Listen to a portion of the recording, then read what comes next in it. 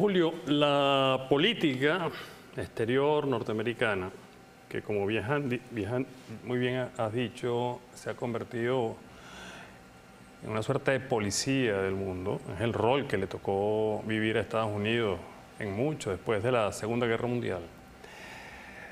Ha sido una política, digamos, alternativa. Una cosa fue Reagan o una cosa fue Bush, si hablamos al menos de los últimos 40, 50 años, pero otro tema fue sin duda Obama, otro fue Trump y otro ahora Biden. ¿Cuáles son los ups and downs que tú ves en todo esto y qué pasos hay que seguir? ¿Qué debe hacer? ¿Cómo puede apoyar a Estados Unidos un proceso real de liberación de Cuba, con lo cual comenzaría un proceso real de reinstalación de las democracias liberales en el hemisferio? Fíjate, porque has dado, Orlando, un recorrido mencionando diferentes presidentes y uno de los defectos de la democracia. Y digo defecto en el sentido para los propósitos de generar una política de Estado consistente, ¿la verdad? Uno de los problemas que enfrenta una democracia es que cuando hay un cambio de gobierno y el hecho de que los políticos tienen que competir en elecciones y tienen que atender necesidades, primero de ser electo y necesidades domésticas, y tienen que ceder ante presiones de los votantes, todo eso implica muchas veces un desvío de prioridades a largo plazo. Entonces hay que entender de que parten desde una desventaja el sistema democrático para enfrentar un enemigo como el marxismo, con todas sus diferentes manifestaciones, porque en la política todo es un proceso dinámico. O sea, no podemos decir el comunismo es igual que fue en otro momento, el capitalismo no es igual ahora de lo que fue en otro momento. O sea, todos los procesos políticos pasan y van evolucionando.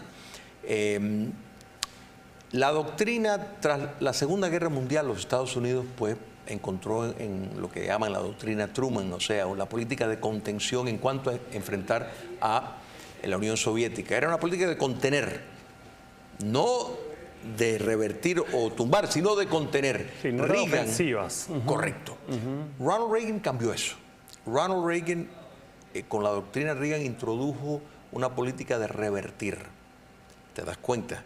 Entonces, la estrategia cambió totalmente. Fíjate que vimos el descenso del precio del petróleo, por ejemplo. Fue una campaña organizada con, entre otros actores, Arabia Saudita. ¿Y por qué querían bajar tanto el precio del petróleo? Porque esa era la fuente principal de ingresos de la Unión Soviética. La guerra, el escudo antimisil que vemos ahora, por ejemplo, en Israel, en gran importancia. ¿Y por qué la administración de Ronald Reagan invirtió tanto en ese desarrollo?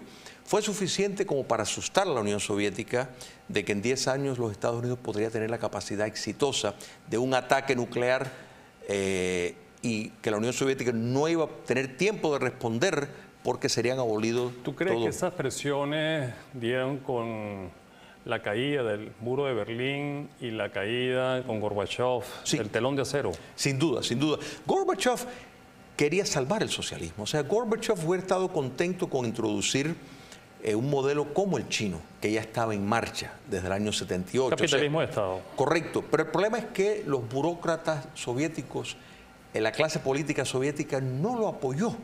No lo apoyó por ver sus intereses peligrar, sus intereses económicos. Entonces Gorbachev dijo, bueno, pues si ustedes no me van a apoyar, yo voy a abrir el sector político para que me den el apoyo y entonces sí voy a hacer esas reformas. El problema es que cuando abrió el sistema, que esto fue algo que Fidel Castro siempre dijo, era una mala idea. Igual que le dijo a Allende, no sigas perdiendo tiempo con elecciones. Igual que le dijo a los sandinistas, no vayan a elecciones, ustedes creen que no van a perder y sí pueden perder.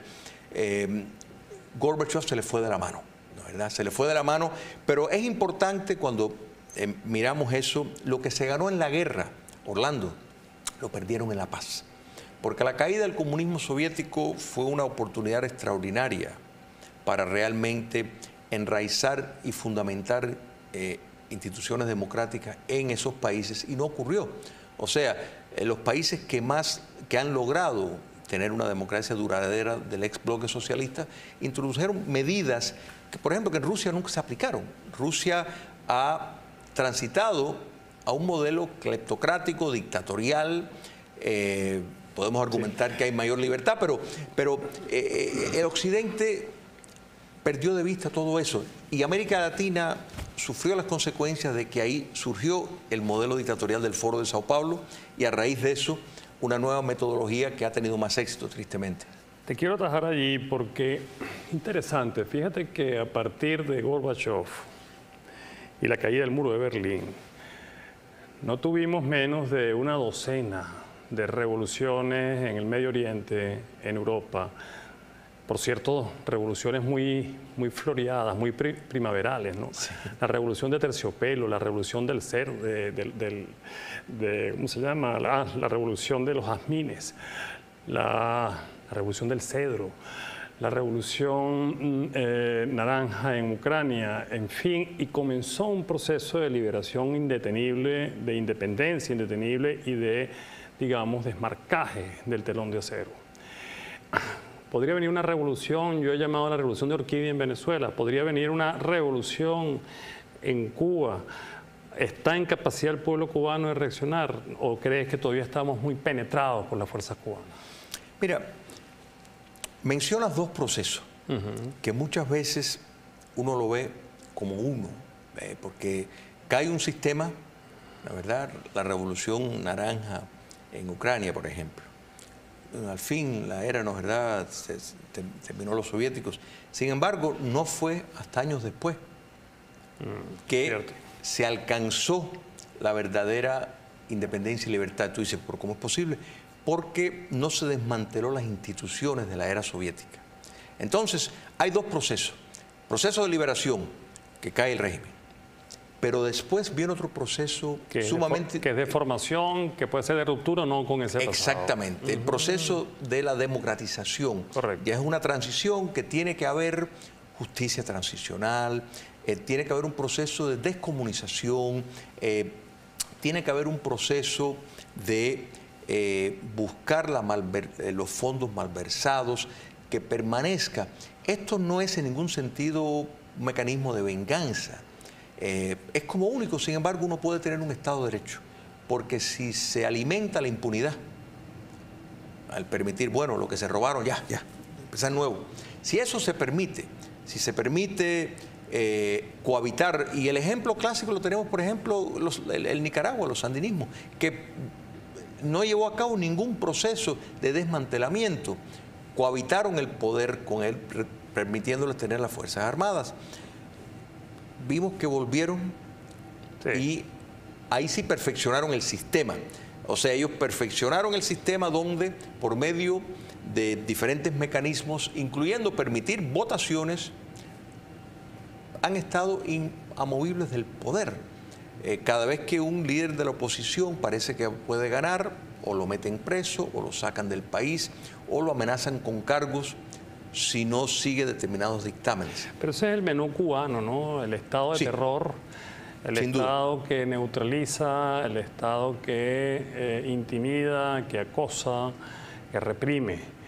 Y quisiera conversar contigo en el próximo segmento, bueno, ¿cuál es tu visión de Venezuela? Vamos a unas elecciones pronto en nuestro país, están pautadas para el 28 de julio, tenemos un candidato unitario de la oposición, y siguiendo aquella consigna, no hagan elecciones porque la pueden perder, ¿crees que Maduro podría perder y entregar el poder por votos y papeletas en Venezuela? Esto nos lo responde Julio Schilling, aquí en el estrado del Abogado del Diablo, en pocos segundos. Ya venimos con ustedes, no se aparten de nuestro lado.